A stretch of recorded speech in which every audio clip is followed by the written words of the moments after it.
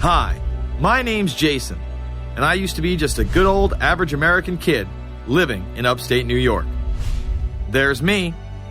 I played baseball, mastered Mortal Kombat, went to the prom, said the Pledge of Allegiance every day, and loved my country. I even lived the dream of every American youth, college. Sure, it was a state school, but it also happened to be a party town. Great times all around, right? Well, sort of. I still had to work hard as a pizza guy to make it. And of course there was school. I had to figure out the computer graphics programs I was working with, as well as attend classes I didn't care about. I certainly didn't know much about geopolitics. Then 9/11 happened and everything changed.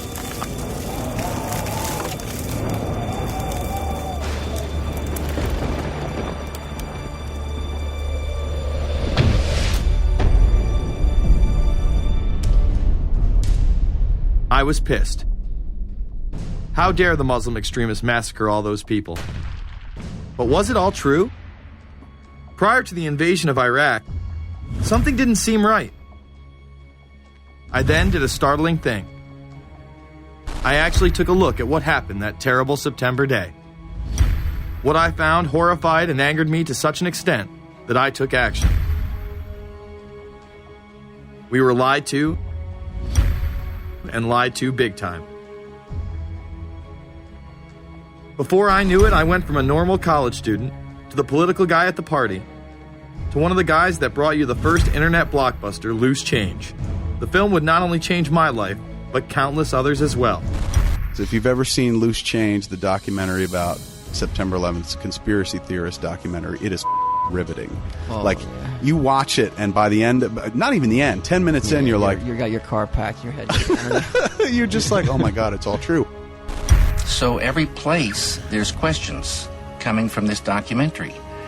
And you don't have to believe everything in the documentary to still have questions come up. And you look back and you remember what you saw and what you were told, and now you have questions. We got the boogeyman out there. Wow. See, for many years it was communism, then it was the war on drugs, now it's the war on terror. All through our life, we've had to have a boogeyman. Loose Change took the truth about 9/11 into the mainstream with over 100 million views and allowed me to travel the country and even take on some of my detractors.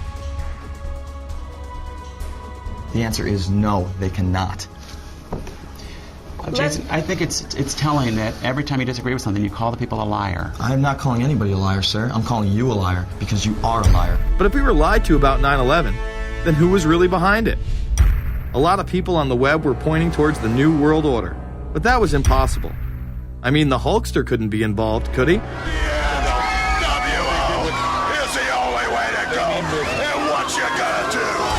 So I set out to find out if a New World Order really existed. And if it did, what was it? Who was involved? And what were their goals? The very word secrecy is repugnant in a free and open society.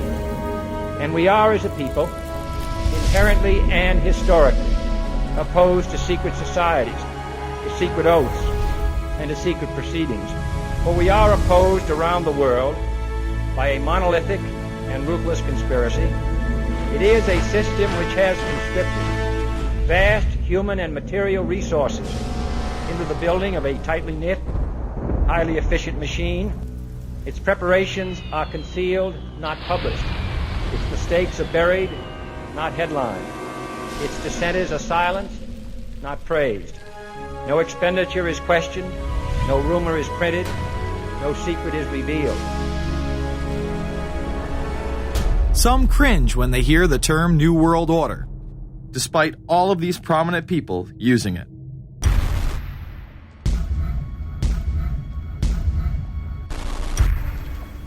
The world that maybe some people dreamt of at that conference back in Bournemouth, when it looked as if maybe history would end, that liberal democracy would triumph, that free market economics would slowly progress, and we'd have a new world order.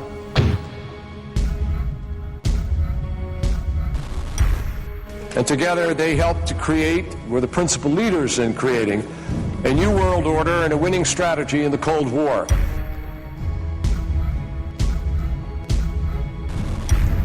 We are part of a new world order. And as the recently departed Admiral William J. Crowe once said, it's long on new and it's short on order.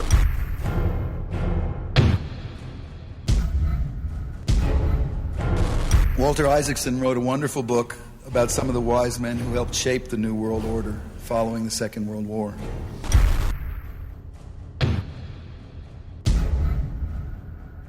As we devise a way forward in Iraq, I urge the international community to embrace its responsibility for creating that new world order, a new world order based upon collective action.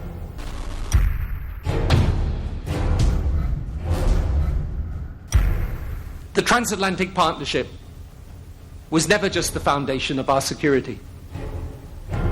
It was the foundation of our way of life. It was forged an experience of the most bitter and anguished kind.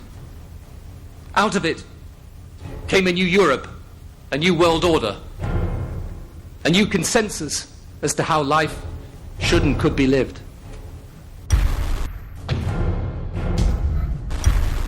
And just like that, it was gone. It was a new world order. That's what President George H. Bush said. Harvard historian Francis Fukuyama pronounced the end of history. In fact, when it is used, that person is often dismissed out of hand because of the perception that it is nothing more than a conspiracy theory. Actually, the idea of global governance and a one world order has been around for centuries, and the term New World Order has been used frequently in recent history. The New World Order means different things to different people, but to those who expect to be in control of it, it means the same thing. It means all the world under their control. They believe that somebody must rule. After all, people are too darn dumb to know how to rule themselves. They figured that that's their role. The first in-depth publication of note was Samuel Zane Batten's work, The New World Order, which was published in 1919.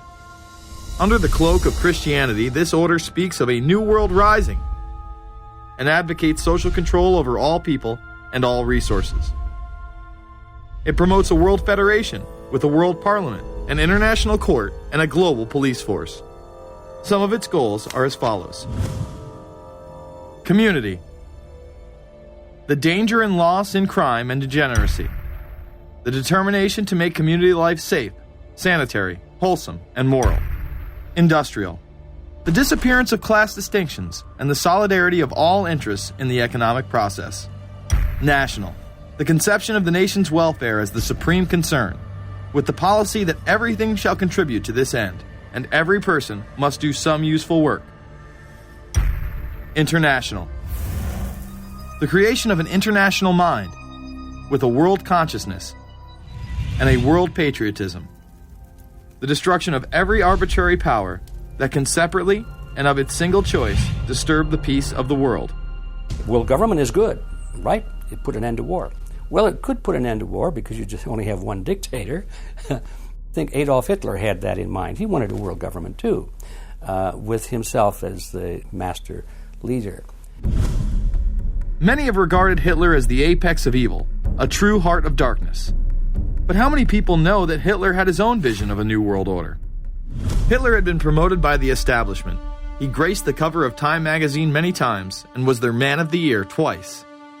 His vision was simple: unify Europe and then the world. The only real difference was that his order was racially motivated, instead of being based solely on religion. He even wrote a lesser-known follow-up to Mein Kampf in 1928 that many have dubbed My Order, or New World Order. President Roosevelt would condemn this order prior to World War II.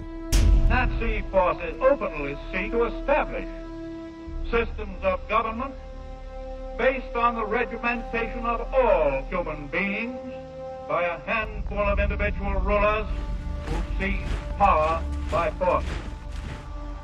Yes, these men and their hypnotized followers call this a new order. It is not new, and it is not order.